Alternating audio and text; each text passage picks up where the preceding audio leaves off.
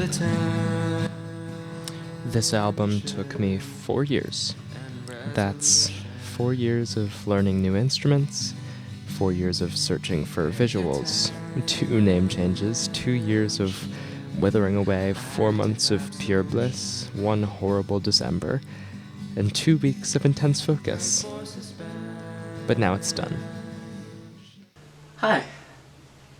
I don't really know how to start this. I guess I can start it by saying, hi. I'm Celeste Rogove, and I am going to try and make an album. That's what this is. I'm making an album. Why? Well,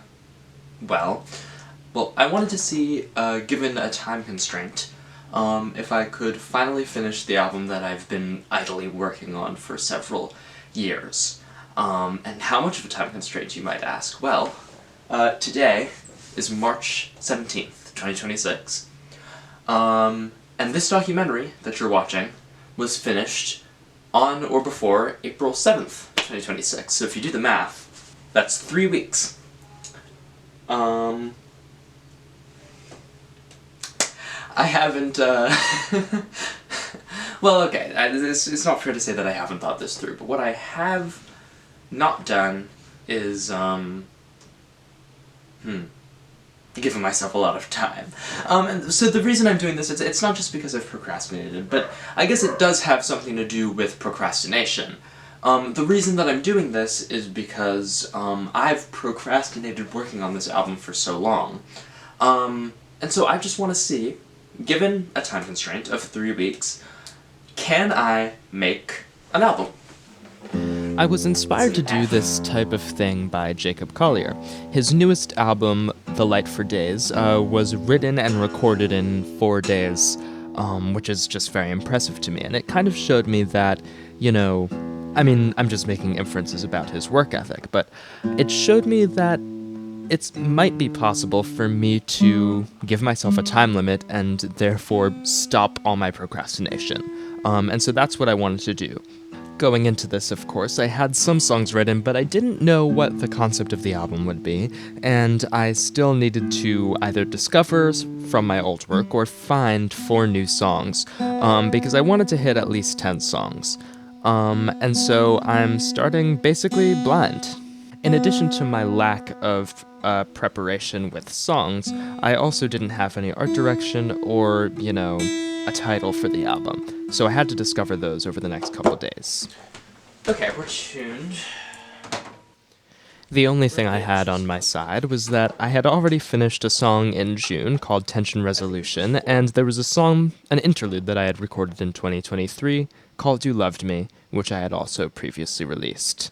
I already have 1 or 2 songs fully recorded and finished, and I have like 3 or 4 songs in the bank, so if you add that up, that's about 5 or 6 songs that I have in my mind. And then from there, who knows where we'll go. I guess that's what I'm here to find out, but yeah. Hey guys, so sort of the first song that I'm going to work on, it's called Trysts. A while back, I was in a bookstore.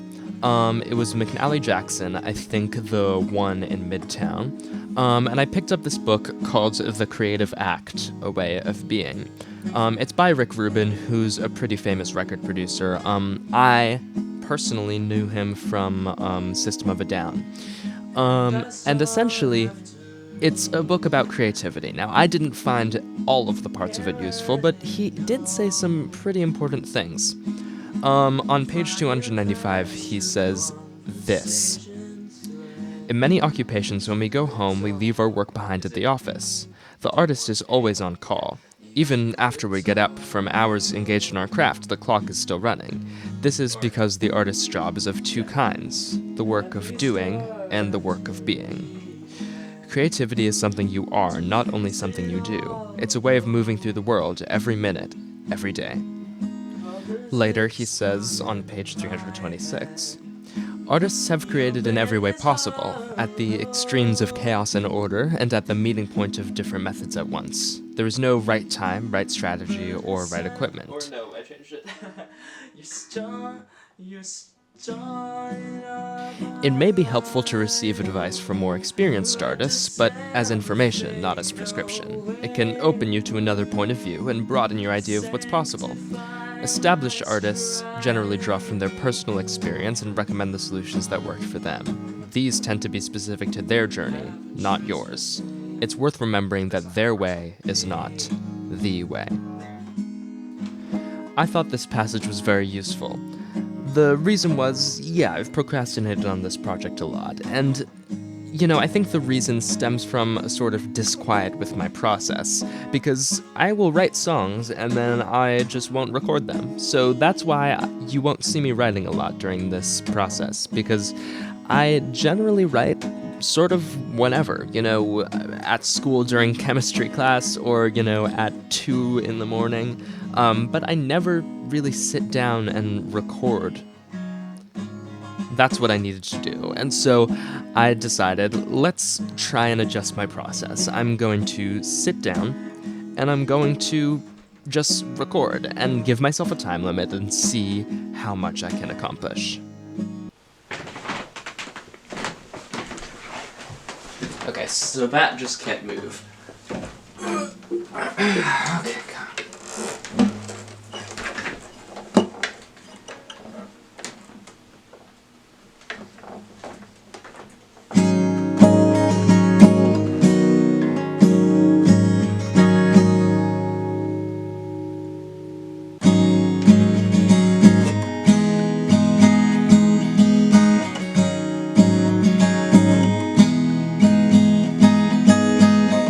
That's probably the right spot.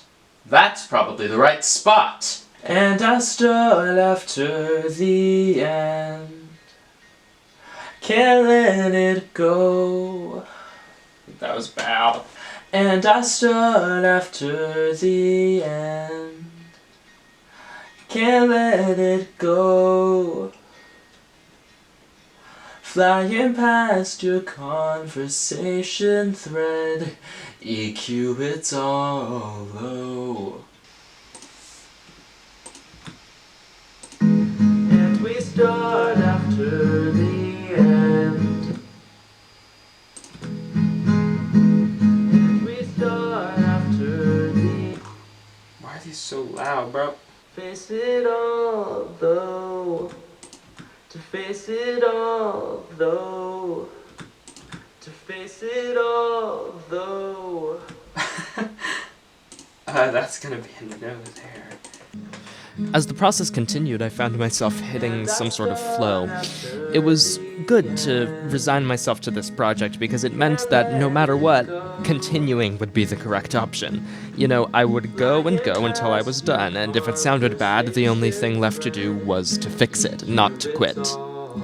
As a result, I found that I was getting this song done pretty quickly, all things considered. Exploding my head. Your bed is hallowed. Life into my soul. Elucidate the causes of my pain. 'Cause thanks to them, some things have changed. Have a tryst with me. Maybe.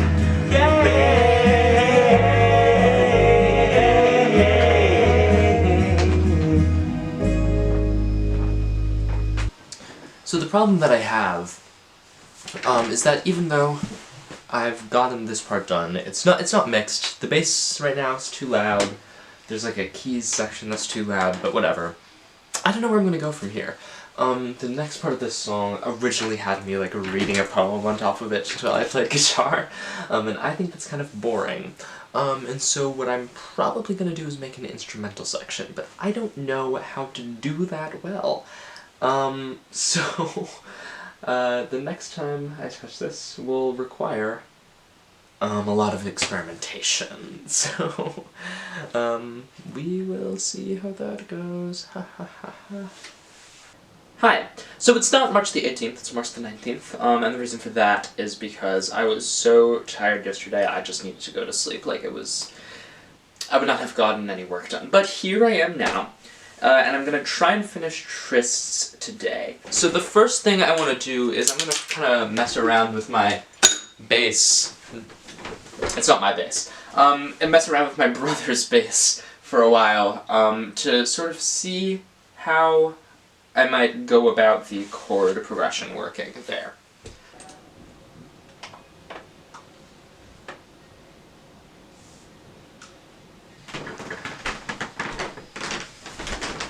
So essentially what happened is I tried to continue last time. I tried to continue and sort of get done what I need to get done, finish this song. But as I got into the instrumental break, I just lost, like, all motivation. Nothing was going correctly. And so today, I'm gonna push through that. I'm gonna work until it's done. I'm gonna work until I'm finished. Who needs creativity when you just have a time limit, right? Okay. Eventually, though, I got into a sort of groove again, and I managed to finish the instrumental section. And then I decided to record vocals on top of the instrumental section, so it's no longer really an instrumental section, but the important thing is that the section is finished.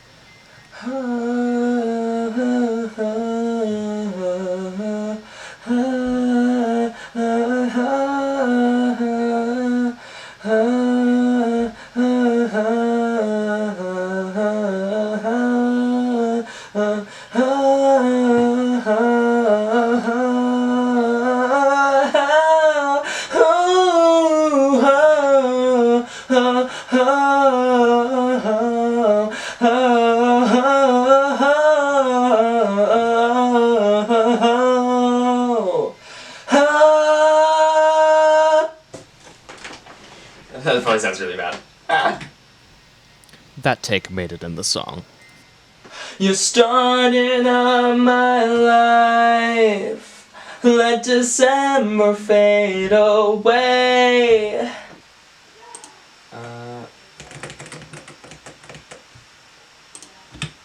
You started up my life. It's good. You started up my life. I like the whine. You started up my life. Not as good. You started up my life.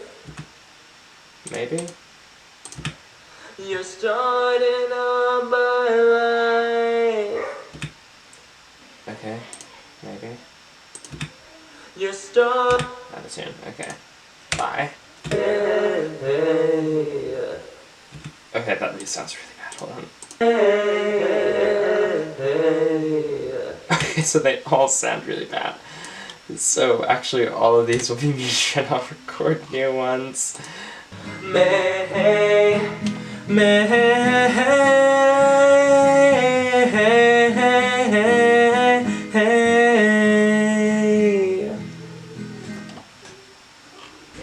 Okay.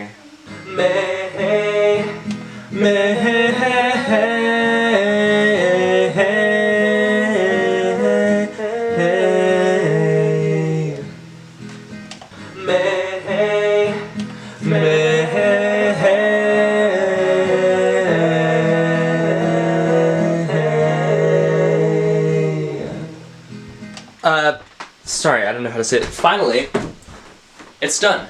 I recorded the last chorus, and now it's done. It's literally, positively done. So I'm gonna play it. But that means we're officially like 1/8 done on March 21st. Which is great. 1/8 done indeed. This song took 4 days to complete, and if I was going to, finish the rest of the 8 songs, I was going to need to go quite a lot faster, especially because there were only 17 days left. But for now, I just continued to bask in my victory. It was at this point that I decided I needed a little break. Trysts was very difficult, and so I decided that I would do a little interlude called Praise Be. That comes from Praise Be to God, which is something that they say in church. The reason I decided to record this interlude was twofold. Number one, I had pretty long nails at this point, and so I decided that scraping my guitar strings would be a fun thing to do. The other reason was that I decided a long time ago that this album should have a lot of transitions and interludes. I don't really like pop music albums that just, count as a whole collection of separate songs. And so I decided I wanted some cohesiveness between my songs. That's what Praise Be is. It's a little interlude that comes right before Trysts December to sort of transition from, whatever song comes beforehand. At this point, I didn't know that yet. But, it ended up being pretty cool.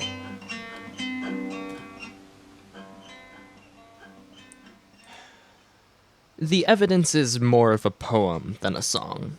It was originally untitled, or really titled with 5 question marks, and it never really had a melody. It was just supposed to serve as some sort of introductory poem to Dewy Dream, which is the second song on the album. When I decided that I was going to keep Dewy Dream on the album despite it being really old, I took the evidence with it. That sounds like I'm robbing somebody, but I took the evidence with Dewy Dream.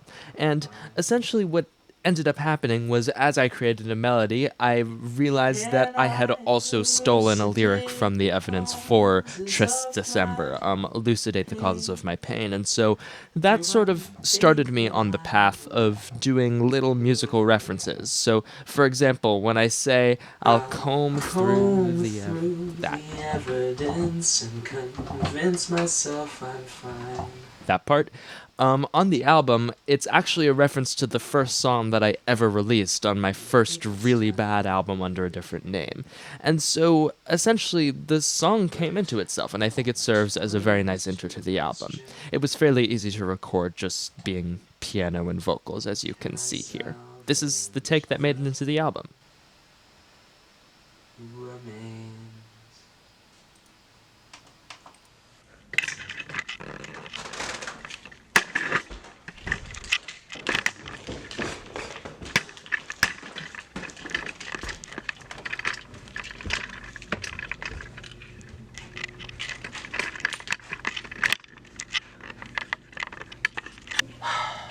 Okay.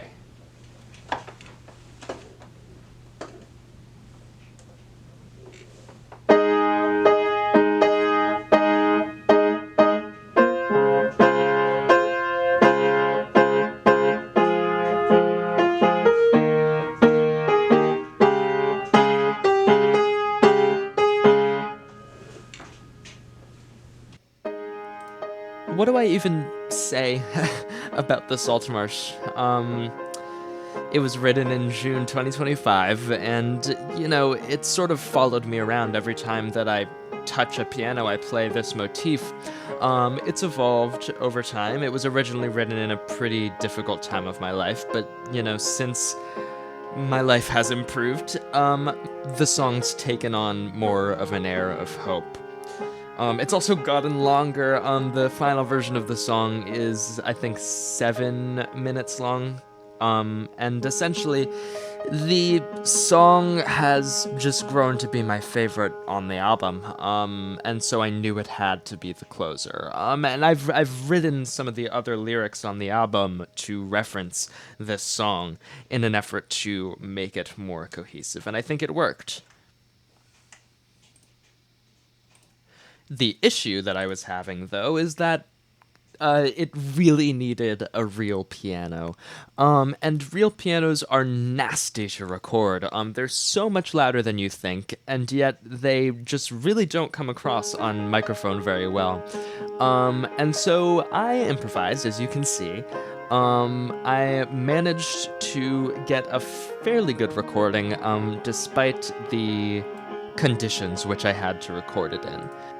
I recorded it on this Thursday because my family was gone. The piano's downstairs, and usually my brothers are occupying the area. And so I just had to take the opportunity. And this is where the album really took a turn for me. It's the recording of this song unlocked something creatively in me, because it showed me that I was actually making an album and not, some collection of songs that I was recording and rushing out. No, this showed me that I was making art. On page 254 of the Creative Act, Rick Rubin says, "At any stage in a career, the critic in your head may make its voice heard, repeating that you're not talented enough, your idea isn't good enough, art isn't a worthwhile investment of your time, the results won't be well received, you're a failure." More often than not, these are outer voices that were absorbed early in life. These voices are not our own. We have internalized someone else's judgment, so it can be met with the same indifference as the other random chatter. Any pressure you feel around the work, from the inside or outside, is a signal for self-examination. The artist's goal is to keep themselves pure and unattached, to avoid letting stress, responsibility, fear, and dependence on a particular outcome distract. And if it does, it's never too late to reset.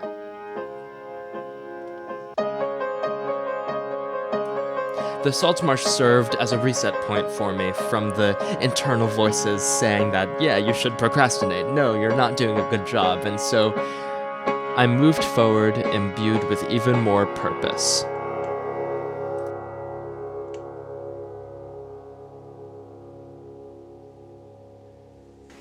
Okay, so I figured I'd do a little bit of an update. It is Friday.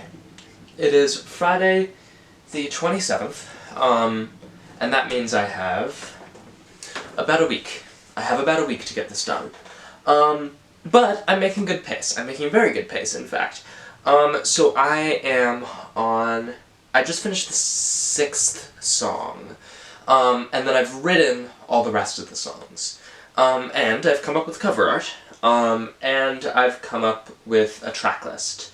So essentially, once I finish the 4th song, I'm just gonna mix, master, and, well, I'm mixing as I go, but I'm gonna master everything, which is the process of making sure, essentially, all the audio sounds as it should, and then I'll basically be good to release, or really start editing the documentary. But yeah, so I guess I can look at the track list. Okay, so it's gonna be 10 songs, and it's gonna probably come in at around 33 to 34 minutes, which is, it's a fine length for the amount of time that I have. And I'm already at 20 minutes recorded, which is good. That means I only have to record 10. Okay, so it starts with the evidence, then it goes to Do We Dream, then it goes to There. After There is Tension Resolution. That's going to be a seamless transition. And then after Tension Resolution is, what's it called? Praise Be. After Praise Be is Trysts, December. And then 7th, right, 7 is Vessel. I haven't even looked at the track list. 7th is Vessel, and I have to record that one. 7th is Vessel. 8th is You Loved Me, which I had also already recorded. And then it's Stargazer, and then it's the Saltmarsh. And essentially, so you probably just saw me work on the Saltmarsh. But essentially, we're 6 songs out of 10 done. I'm basically doing good. I'm doing good. And I wrote extra songs. So the songs that I wrote, are, I just wrote There today, and that's the last song that I wrote. I wrote There, I wrote Stargazer, I wrote, Vessel, and so I'm gonna start working on Do We Dream, I think, to see if I can get that done. Do We Dream is a song with a storied history. It was originally written sometime in July or June of 2022, and then it was rewritten into the version that it exists nowadays in 2023, November 17th, 2023. And that's ridiculous. I mean, 2022 was 4 years ago, 2023 was 3 years ago. Why haven't I recorded it by now? Well, Do We Dream is the song that has gone through the most versions out of all of these songs. I've tried to record it so many times because I do think it's a great song, but I just never unlocked it, or, my vocals weren't mixing with the guitar and I just stopped. So The challenge for recording it this time was just to motivate myself to actually push through. I had to have faith that it was a good song and it wasn't trash. And when I did, it ended up pretty good. I mean, I finished it in one day. There, on the other hand, does not have a storied history. It originated from sort of a piano improvisation that I did in the Linda E. Kelly Theater at my high school. And essentially what it ended up doing was evolving into this sort of very simple two-chord loop between some pretty odd chords. And it was inspired again by Jacob Collier, whose shirt I was wearing as I recorded it. There's this song off his newest album called Where Did My Apple Fall? And it's essentially a weird, eerie, strange song filled with surrealist imagery. And I wanted to do much of the same thing. And so as I wrote this song, pretty much the day I recorded it, I think, I ended up connecting it to the lyrics of the Saltmarsh, and through that process I ended up with a pretty interesting song, even though it is very, very simple.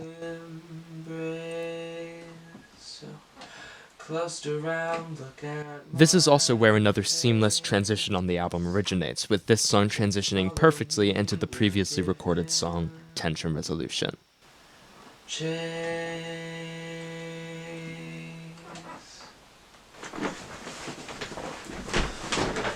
Okay, so it's 1:06 a.m. But I finished Dewy Dream and There, so that's 2 songs done, which means I only have 2 songs left, which is great, because I like having my own break. So it'll just be Stargazer and Vessel, and then I just have to master it, and then I'm done. Hi! So I have 2 songs left, and it is the 31st. It's the end of March, which means that this documentary has to be done in a week. Good thing is, I'm gonna finish this song today. I'm not going to sleep until I finish this song. And quite possibly, I'm gonna finish the next song too, if I can lock in. And if I can do both of those things, that means I'm done. And I can get to editing. So in that case, I'm doing pretty good. What you can probably hear right now, is that I'm going a much more electronic, route with this. Listen.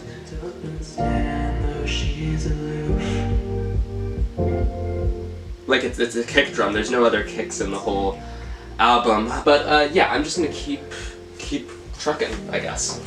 What I wasn't letting on there is that I was actually feeling quite concerned about the direction that I was taking this song. In my mind, it had always been a more electronic track, but I was literally, using auto-tune to flex and bend my voice into places it shouldn't belong, and, it's not quite on the same wavelength as the rest of the album.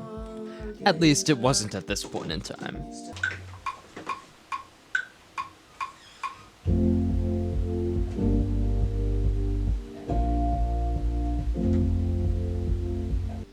Stargazer is a song written as sort of a letter to my younger self, and it was really important to me that I get the song right because it meant so much to me. The sentiments expressed were so important that I needed the song to be great too. After adding some guitar and bass to sort of ground the song, I ended up with a product that I was much more happy with, that I thought carried through the themes and the instrumentation of the rest of the album, and was worthy of its spot at second to last, before the Saltmarsh.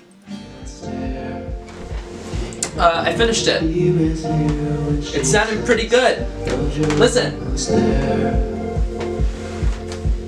You stargazer, would you if you have the call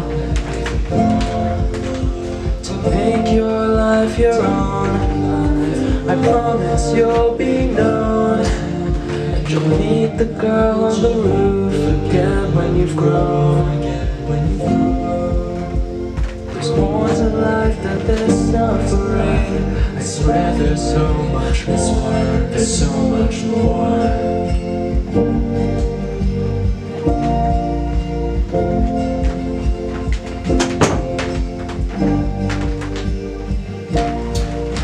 fades out. I think it's good. I think that it's good. Sounds good to me.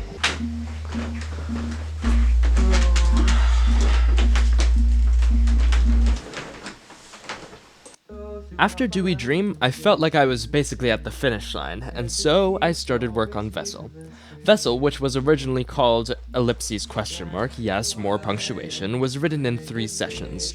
One in December 2024, one in March 2025, and then the chorus was added during the final writing process of the album. For a long time, the song served as sort of a metaphor for my progress with the album. It was a song about being stuck, and it was built around a B-flat ostinato, and an ostinato is essentially a repeated note. If you listen to the song, you'll find that there's a single repeated note throughout the entire song, and that note is B-flat. And the issue with that was that it felt like the song didn't move anywhere. It was just me singing about how stuck I was in a song that was also stuck in creative purgatory. But since I was on such a winning streak after Stargazer, I basically banged this song out all at once. The only snag in the recording process was when I accidentally deleted the entire thing.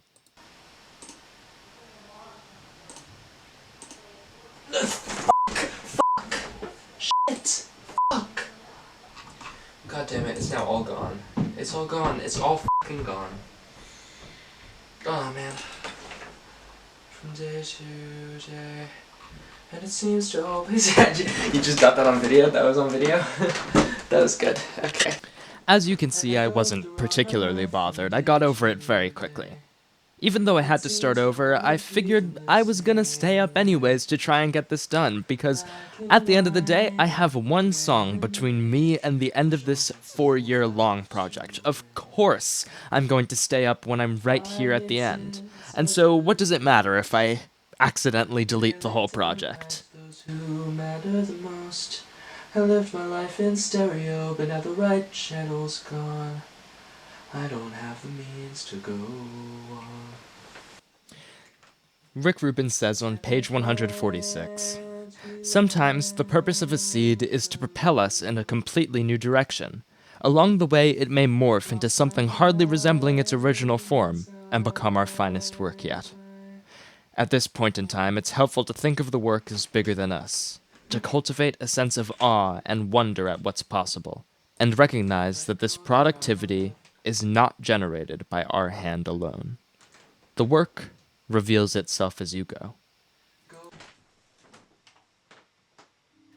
In the track list, I had written that I was supposed to make a transition from Trysts into Vessel.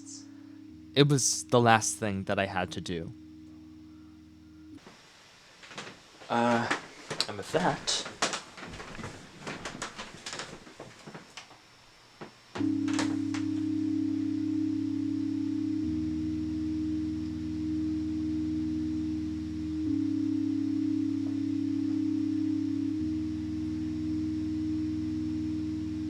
interlude. Tiny little one from Trysts to Vessel.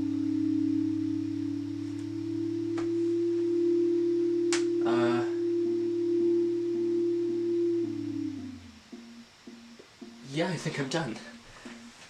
That's a wrap. And in my effort to immortalize myself, I'm done. That's it. I'm done. Hold up.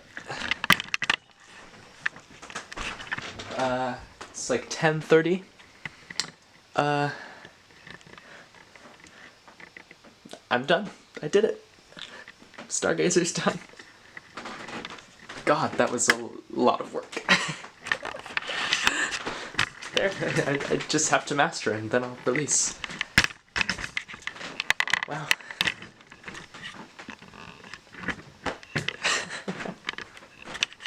Under the winter moon, you lie there on the roof. Thoughts synced up. If the question is, can I finish an album in 3 weeks? The answer is yes, I can finish it in 2.